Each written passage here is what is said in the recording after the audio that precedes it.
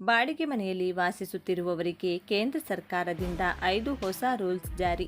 ಸ್ವಂತ ಮನೆ ಇರುವ ಮನೆ ಮಾಲೀಕರಿಗೆ ಬಿಗ್ ಶಾಕ್ ನೀಡಿದ ಕೇಂದ್ರ ಸರ್ಕಾರ. ಇರಲು ಸ್ವಂತ ಮನೆ ಇಲ್ಲದವರಿಗೆ ಹಾಗೂ ಶಾಲಾ ಕಾಲೇಜುಗಳಿಗೆ ಹೋಗುವ ವಿದ್ಯಾರ್ಥಿಗಳಿಗೆ ಅಥವಾ ಯಾವುದೋ ತಮ್ಮ ಕೆಲಸಕ್ಕಾಗಿ ಜೀವನ ನಡೆಸುತ್ತಿರುವ ಒಂದು ಸ್ಥಳದಿಂದ ಇನ್ನೊಂದು ಸ್ಥಳಕ್ಕೆ ವಾಸಿಸುತ್ತಿರುವವರಿಗೆ ಕೇಂದ್ರ ಸರ್ಕಾರವು ಭರ್ಜರಿ ಗುಡ್ ನ್ಯೂಸ್ ನೀಡಿದೆ. ಬಾಡಿಗೆ ಕಾಯ್ದೆ ಜಾರಿಗೆ ತಂದಿದ್ದು 5 ಹೊಸ ನಿಯಮಗಳನ್ನು ಜಾರಿಗೆ ತಂದಿದೆ. ಸ್ವಂತ ಮನೆ ಇಲ್ಲದವರಿಗೆ ಹಾಗೂ ಬಾಡಿಗೆ ಮನೆಯಲ್ಲಿ ವಾಸಿಸುತ್ತಿರುವವರಿಗೆ ಅಥವಾ ಶಾಲಾ ಕಾಲೇಜುಗಳಿಗೆ ಹೋಗುವ ವಿದ್ಯಾರ್ಥಿಗಳಿಗೂ, ಬಾಡಿಗೆಯಲ್ಲಿ ಇದ್ದವರಿಗೆ ಅಥವಾ ಕೆಲಸಕ್ಕಾಗಿ ಬೇರೆ ಊರಿಗೆ ಅಥವಾ ಒಂದು ಸ್ಥಳದಿಂದ ಇನ್ನೊಂದು ಸ್ಥಳಕ್ಕೆ ಹೋಗಿ ವಾಸಿಸುತ್ತಿರುವವರಿಗೆ ಕೇಂದ್ರ ಸರ್ಕಾರವು 5 ಬಗೆಯ ಹೊಸ ರೂಲ್ಸ್ ಜಾರಿಗೆ ತಂದಿದ್ದು ಎಲ್ಲ ಬಾಡಿಗೆದಾರರಿಗೆ ಭರ್ಜರಿ ಗುಡ್ ನ್ಯೂಸ್ ನೀಡಿದೆ. ಬನ್ನಿ, ನೀವು ಕೂಡ ಬೇರೆಯವರ ಮನೆಯಲ್ಲಿ ಬಾಡಿಗೆಯಲ್ಲಿದ್ದರೆ ತಪ್ಪದೆ ಈ ವಿಡಿಯೋಗೆ ಈಗಲೇ ಒಂದು ಲೈಕ್ ಮಾಡಿ. ಅಥವಾ ನೀವು ಸ್ವಂತ ಮನೆ ಇದ್ದು ಬೇರೆಯವರಿಗೆ ಬಾಡಿಗೆ ನೀಡಿದರೆ ಅಥವಾ ನೀವು ಕೂಡ ಬಾಡಿಗೆಯಲ್ಲಿ ಇದ್ದಿದ್ರೆ, ಬಾಡಿಗೆ ಮನೆಯಲ್ಲಿ ವಾಸಿಸುತ್ತಿದ್ದರೆ ಕೇಂದ್ರ ಸರ್ಕಾರವು 5 ಬಗೆಯ ಹೊಸ ರೂಲ್ಸ್ ಜಾರಿಗೆ ತಂದಿದ್ದು ಏನೇನು ಎನ್ನುವ ಬಗ್ಗೆ ಕಂಪ್ಲೀಟ್ ಆಗಿ ತಿಳಿದುಕೊಳ್ಳಲು ಈ ವಿಡಿಯೋವನ್ನು ಕೊನೆವರೆಗೂ ನೋಡಿ. ಬೆಂಗಳೂರು ಸೇರಿದಂತೆ ಕರ್ನಾಟಕದಾದ್ಯಂತ ಆಸ್ತಿದಾರರು ಬಾಡಿಗೆ ಮನೆಗಳ ಬೆಲೆಯನ್ನು ವಿಪರೀತವಾಗಿ ಹೆಚ್ಚಳ ಮಾಡುತ್ತಿದ್ದಾರೆ. ಈ ವಿಚಾರವು ಭಾರೀ ಚರ್ಚೆಗೆ ಕಾರಣವಾಗಿದೆ. ಈ ರೀತಿ ಇರುವಾಗಲೇ ಹೊಸ ಬಾಡಿಗೆ ನಿಯಮಗಳು 2026ರ ವಿಷಯವು ಭಾರೀ ಚರ್ಚೆಯಾಗುತ್ತಿದೆ. ಬೆಂಗಳೂರು ಸೇರಿದಂತೆ ಕರ್ನಾಟಕ ಮಾತ್ರವಲ್ಲ, ದೇಶದಾದ್ಯಂತ ಕೆಲವು ಆಸ್ತಿದಾರರ ಹಣದ ವ್ಯಾಮೋಹಕ್ಕೆ ತಡೆ ಬೀಳಲಿದೆ.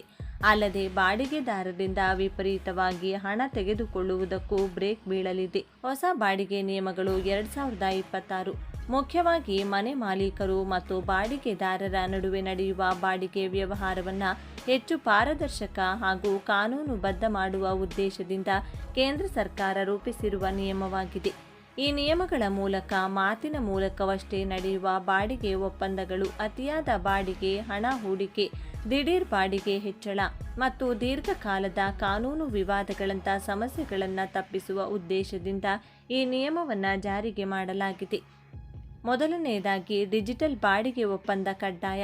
ಇನ್ನು ಹೊಸ ಬಾಡಿಗೆ ನಿಯಮಗಳು 2026ರ ಪ್ರಕಾರ ಮನೆ ಅಥವಾ ವಾಣಿಜ್ಯ ಕಟ್ಟಡಗಳನ್ನು ಬಾಡಿಗೆ ನೀಡುವಾಗ ಅಥವಾ ಪಡೆದುಕೊಳ್ಳುವಾಗ ಡಿಜಿಟಲ್ ಬಾಡಿಗೆ ಒಪ್ಪಂದ ಮಾಡಿಕೊಳ್ಳುವುದು ಕಡ್ಡಾಯವಾಗಿದೆ. ಅಲ್ಲದೆ ಈ ಒಪ್ಪಂದವನ್ನು 60 ದಿನಗಳೊಳಗೆ ಆನ್ಲೈನ್ನಲ್ಲಿ ನೋಂದಣಿ ಮಾಡುವುದು ಕಡ್ಡಾಯ ಮಾಡಲಾಗಿದೆ. ಡಿಜಿಟಲ್ ಸ್ಟ್ಯಾಂಪ್ ಮಾಡಿ ಸರ್ಕಾರದ ಪೋರ್ಟಲ್ನಲ್ಲಿ ದಾಖಲಿಸಬೇಕು. ಇದರಿಂದ ನಕಲಿ ಒಪ್ಪಂದಗಳು ಮತ್ತು ಕಾನೂನು ಸಮಸ್ಯೆಗಳು ಎದುರಾಗುವ ಸಾಧ್ಯತೆ ಕಡಿಮೆ. ಒಪ್ಪಂದವನ್ನು ನೋಂದಣಿ ಮಾಡದಿದ್ದರೆ 5,000 ರೂಪಾಯಿ ಅಥವಾ ಅದಕ್ಕಿಂತ ಹೆಚ್ಚು ದಂಡ ವಿಧಿಸುವ ಸಾಧ್ಯತೆ ಇದೆ. ಎರಡನೆಯದು ಸೆಕ್ಯೂರಿಟಿ ಡೆಪಾಸಿಟ್ಗೆ ಮಿತಿ. ಬೆಂಗಳೂರು ಸೇರಿದಂತೆ ದೇಶದ ವಿವಿಧ ಭಾಗಗಳಲ್ಲಿ ಬಾಡಿಗೆ ಮನೆಗಳಿಗೆ ಮುಂಗಡ ಹಣವನ್ನು ವಿಪರೀತವಾಗಿ ಪಡೆದುಕೊಳ್ಳಲಾಗುತ್ತದೆ. ಬಾಡಿಗೆದಾರರಿಗೆ ಆರ್ಥಿಕ ಒತ್ತಡ ಕಡಿಮೆ ಮಾಡುವ ಉದ್ದೇಶದಿಂದ ಡೆಪಾಸಿಟ್ಗೆ ಮಿತಿ ನಿಗದಿ ಮಾಡಲಾಗಿದೆ. ಬಾಡಿಗೆ ಮನೆಯವರಿಂದ ವರ್ಷಗಳ ಬಾಡಿಗೆ ಹಣವನ್ನು ಮುಂಗಡ ಪಡೆದುಕೊಳ್ಳುವುದಕ್ಕೆ ಬ್ರೇಕ್ ಹಾಕಲಾಗಿದೆ. ಹೊಸ ನಿಯಮದ ಪ್ರಕಾರ ಮನೆಗಳನ್ನು ಬಾಡಿಗೆ ನೀಡುವ ಸಂದರ್ಭದಲ್ಲಿ ಕೇವಲ 2 ತಿಂಗಳ ಬಾಡಿಗೆ ಮಾತ್ರ ಡೆಪಾಸಿಟ್ ಮಾಡಿಕೊಳ್ಳಬಹುದಾಗಿದೆ. ವಾಣಿಜ್ಯ ಕಟ್ಟಡಗಳಿಗೆ ಗರಿಷ್ಠ 6 ತಿಂಗಳ ಬಾಡಿಗೆ ಮಾತ್ರ ಪಡೆಯಲು ಅವಕಾಶ ಇರಲಿದೆ. ಮೂರನೆಯದು ಬಾಡಿಗೆ ಹೆಚ್ಚಳಕ್ಕೆ ಹೊಸ ನಿಯಮಗಳು. ಮನೆ ಮಾಲೀಕರು 12 ತಿಂಗಳಿಗಿಂತ ಮುಂಚೆ ಬಾಡಿಗೆ ಹೆಚ್ಚಿಸಲು ಸಾಧ್ಯವಿಲ್ಲ. ಬಾಡಿಗೆ ಹೆಚ್ಚಳ ಮಾಡಲು ಕನಿಷ್ಠ 90 ದಿನಗಳ ಮುಂಚಿತವಾಗಿ ಲಿಖಿತ ಸೂಚನೆ ನೀಡಬೇಕು. ಬಾಡಿಗೆ ಹೆಚ್ಚಳದ ವಿವರಗಳು ಒಪ್ಪಂದದಲ್ಲೇ ಸ್ಪಷ್ಟವಾಗಿ ಉಲ್ಲೇಖ ಮಾಡಿರಬೇಕಾಗುತ್ತದೆ. ನಾಲ್ಕನೆಯದಾಗಿ ಬಾಡಿಗೆದಾರರ ಹಕ್ಕುಗಳ ರಕ್ಷಣೆ. ಈ ಹೊಸ ಕಾನೂನು ಮುಖ್ಯವಾಗಿ ಬಾಡಿಗೆದಾರರು ಹಾಗೂ ಆಸ್ತಿದಾರರ ರಕ್ಷಣೆ ಮಾಡುತ್ತದೆ. ಮನೆ ಮಾಲೀಕರು ಬಾಡಿಗೆದಾರರಿಗೆ ಬೆದರಿಕೆ ಹಾಕುವುದು, ನೀರು, ವಿದ್ಯುತ್ ಸಂಪರ್ಕ ಕಡಿತಗೊಳಿಸುವುದು ಸೇರಿದಂತೆ ಯಾವ ಸಮಸ್ಯೆಯನ್ನು ಸೃಷ್ಟಿ ಮಾಡುವಂತಿಲ್ಲ. ಈ ರೀತಿ ಮಾಡಿ ಬಾಡಿಗೆದಾರರ ಮನೆ ಖಾಲಿ ಮಾಡಿಸಲು ಸಾಧ್ಯವಿಲ್ಲ. ಮನೆ ಖಾಲಿ ಮಾಡಿಸುವುದು ರೆಂಟ್ ಟ್ರಿಬ್ಯುನಲ್ ಆದೇಶದ ಮೂಲಕ ಮಾತ್ರ ಅವಕಾಶ ಇರಲಿದೆ. ಆಸ್ತಿದಾರರು ಮನೆ ಪರಿಶೀಲನೆಗೆ ಅಥವಾ ಬಾಡಿಗೆಗೆ ಮನೆಯ ಒಳಗೆ ಬರಬೇಕಾದರೆ 24 ಗಂಟೆಗಳ ಮುಂಚಿತವಾಗಿ ಬಾಡಿಗೆದಾರರಿಗೆ ಮಾಹಿತಿ ನೀಡಬೇಕು. ಐದನೆಯದು ವಿವಾದ ಶೀಘ್ರ ಪರಿಹಾರ ಮಾಡಿಕೊಳ್ಳಬಹುದು. ಇನ್ನು ಹೊಸ ನಿಯಮದಿಂದಾಗಿ ಬಾಡಿಗೆ ಸಂಬಂಧಿತ ವಿವಾದಗಳನ್ನು ರೆಂಟ್ ಅಥಾರಿಟಿ, ರೆಂಟ್ ಕೋರ್ಟ್ ಅಥವಾ ರೆಂಟ್ ಟ್ರಿಬ್ಯುನಲ್ ಮೂಲಕ ಪರಿಹರಿಸಿಕೊಳ್ಳುವುದಕ್ಕೆ ಅವಕಾಶವಿರಲಿದೆ. ಹೆಚ್ಚಿನ ಪ್ರಕರಣಗಳನ್ನು 60 ದಿನಗಳ ಒಳಗೆ ಪರಿಹರಿಸುವ ಉದ್ದೇಶ ಇದೆ. ಮನೆ ದುರಸ್ತಿ ಸಮಸ್ಯೆ ಇದ್ದರೆ ಮನೆ ಮಾಲೀಕರು 30 ದಿನಗಳಲ್ಲಿ ದುರಸ್ತಿ ಮಾಡಬೇಕು. ಇಲ್ಲದಿದ್ದರೆ ಬಾಡಿಗೆದಾರರು ದುರಸ್ತಿ ಮಾಡಿ ವೆಚ್ಚವನ್ನು ಬಾಡಿಗೆಯಿಂದ ಕಡಿತ ಮಾಡಿಕೊಳ್ಳಬಹುದು. ಬಾಡಿಗೆ ಮನೆಯಲ್ಲಿ ಎದುರಾಗುವ ದುರಸ್ತಿ ಕೆಲಸಗಳನ್ನು ಬಾಡಿಗೆದಾರರೇ ಮಾಡಿಕೊಳ್ಳಿ ಎಂದು ಹೇಳುವುದಕ್ಕೆ ಬರುವುದಿಲ್ಲ. ದೇಶಾದ್ಯಂತ ಬಾಡಿಗೆ ಮಾರುಕಟ್ಟೆಯಲ್ಲಿ ಪಾರದರ್ಶಕತೆ ತರಲು ಕೇಂದ್ರ ಸರ್ಕಾರವು ಮಾದರಿ ಬಾಡಿಗೆ ಕಾಯ್ದೆ ಅಡಿಯಲ್ಲಿ ನೂತನ ಬಾಡಿಗೆ ನಿಯಮಗಳು 2026 ಸಿದ್ಧಪಡಿಸಿದೆ.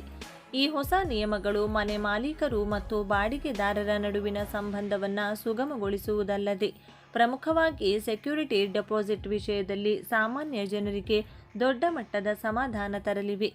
ಹೊಸ ನಿಯಮದ ಪ್ರಕಾರ ಅಂಶಗಳು: ಸೆಕ್ಯೂರಿಟಿ ಡೆಪಾಸಿಟ್ಗೆ ಮಿತಿ. ಇನ್ಮುಂದೆ ಮಾಲೀಕರು ತಮ್ಮ ಇಚ್ಛೆಯಂತೆ ಭಾರಿ ಮೊತ್ತದ ಅಡ್ವಾನ್ಸ್ ಅಥವಾ ಡೆಪಾಸಿಟ್ ಕೇಳುವಂತಿಲ್ಲ. ವಸತಿ ಮನೆಗಳು ಗರಿಷ್ಠ 2 ತಿಂಗಳ ಬಾಡಿಗೆಯನ್ನು ಮಾತ್ರ ಡೆಪಾಸಿಟ್ ಆಗಿ ಪಡೆಯಬೇಕು. ವಾಣಿಜ್ಯ ಮಳಿಗೆಗಳು, ಕಚೇರಿ ಅಥವಾ ಅಂಗಡಿಗಳಿಗೆ ಗರಿಷ್ಠ 6 ತಿಂಗಳ ಬಾಡಿಗೆಯನ್ನು ಡೆಪಾಸಿಟ್ ಆಗಿ ನಿಗದಿಪಡಿಸಲಾಗಿದೆ. ಲಿಖಿತ ಒಪ್ಪಂದ ಕಡ್ಡಾಯ. ಕೇವಲ ಬಾಯಿ ಮಾತಿನ ಒಪ್ಪಂದಕ್ಕೆ ಇನ್ಮುಂದೆ ಕಾನೂನು ಮಾನ್ಯತೆ ಇರುವುದಿಲ್ಲ. ಪ್ರತಿ ಬಾಡಿಗೆ ವ್ಯವಹಾರಕ್ಕೂ ಕಡ್ಡಾಯವಾಗಿ ಲಿಖಿತ ಒಪ್ಪಂದ ಇರಲೇಬೇಕು. ಒಪ್ಪಂದವಾದ 60 ದಿನಗಳ ಒಳಗಾಗಿ ಅದನ್ನು ಸಂಬಂಧಪಟ್ಟ ಅಧಿಕಾರಿಗಳ ಬಳಿ ನೋಂದಣಿ ಮಾಡಿಸುವುದು ಕಡ್ಡಾಯವಾಗಿದೆ. ಬಾಡಿಗೆ ಏರಿಕೆಗೆ ಕಟ್ಟುನಿಟ್ಟಿನ ನಿಯಮ. ಮಾಲೀಕರು ತಮಗೆ ಇಷ್ಟ ಬಂದಾಗ ಬಾಡಿಗೆ ಹೆಚ್ಚಿಸುವಂತಿಲ್ಲ. ವರ್ಷಕ್ಕೆ ಒಮ್ಮೆ ಮಾತ್ರ ಬಾಡಿಗೆ ಏರಿಕೆ ಮಾಡಲು ಅವಕಾಶವಿರುತ್ತದೆ. ಬಾಡಿಗೆ ಹೆಚ್ಚಿಸುವ ಕನಿಷ್ಠ 90 ದಿನಗಳ ಮೊದಲೇ ಬಾಡಿಗೆದಾರರಿಗೆ ನೋಟಿಸ್ ನೀಡಬೇಕು. ಬಾಡಿಗೆದಾರರ ಹಕ್ಕು ಮತ್ತು ಗೌಪ್ಯತೆ. ಬಾಡಿಗೆದಾರರ ಹಿತಾಸಕ್ತಿ ಕಾಪಾಡಲು ಈ ಕಾಯ್ದೆಯಲ್ಲಿ ಹೆಚ್ಚಿನ ಒತ್ತು ನೀಡಲಾಗಿದೆ. ಸರಿಯಾದ ಕಾರಣವಿಲ್ಲದೆ ಬಾಡಿಗೆದಾರರನ್ನು ಮನೆಯಿಂದ ಹೊರಹಾಕುವಂತಿಲ್ಲ. ಮಾಲೀಕರು ಬಾಡಿಗೆ ಮನೆಗೆ ಭೇಟಿ ನೀಡಬೇಕೆಂದರೆ ಕನಿಷ್ಠ 24 ಗಂಟೆಗಳ ಮೊದಲೇ ಮಾಹಿತಿ ನೀಡಬೇಕು. ಇದು ಬಾಡಿಗೆದಾರರ ಖಾಸಗಿತನವನ್ನು ರಕ್ಷಿಸುತ್ತದೆ. ವಿವಾದಗಳ ಇತ್ಯರ್ಥಕ್ಕೆ ಬಾಡಿಗೆ ನ್ಯಾಯಾಲಯ. ಬಾಡಿಗೆಗೆ ಸಂಬಂಧಿಸಿದ ವಿವಾದಗಳು ಎದುರಾದರೆ ಸಿವಿಲ್ ನ್ಯಾಯಾಲಯಗಳಲ್ಲಿ ವರ್ಷಗಟ್ಟಲೆ ಕಾಯುವ ಅಗತ್ಯವಿಲ್ಲ. ಇದಕ್ಕಾಗಿ ಪ್ರತ್ಯೇಕವಾಗಿ ರೆಂಟ್ ಅಥಾರಿಟಿ ಮತ್ತು ಬಾಡಿಗೆ ನ್ಯಾಯಾಲಯಗಳನ್ನು ಸ್ಥಾಪಿಸಲಾಗುವುದು. ಇಲ್ಲಿ ಬಾಡಿಗೆ ಪ್ರಕರಣಗಳು ಅತಿ ವೇಗವಾಗಿ ಇತ್ಯರ್ಥಗೊಳ್ಳಲಿವೆ. ಗಮನಿಸಿ, ಈ ನಿಯಮಗಳು ಕೇಂದ್ರ ಸರ್ಕಾರದ ಮಾದರಿ ಬಾಡಿಗೆ ಕಾಯ್ದೆಯನ್ನು ಆಧರಿಸಿವೆ. ರಾಜ್ಯ ಸರ್ಕಾರಗಳು ತಮ್ಮ ಅಗತ್ಯಕ್ಕೆ ಅನುಗುಣವಾಗಿ ಇದರಲ್ಲಿ ಕೆಲವು ಮಾರ್ಪಾಡುಗಳನ್ನು ಮಾಡಿಕೊಂಡು ಜಾರಿಗೆ ತರುವ ಅಧಿಕಾರವನ್ನು ಹೊಂದಿರುತ್ತವೆ.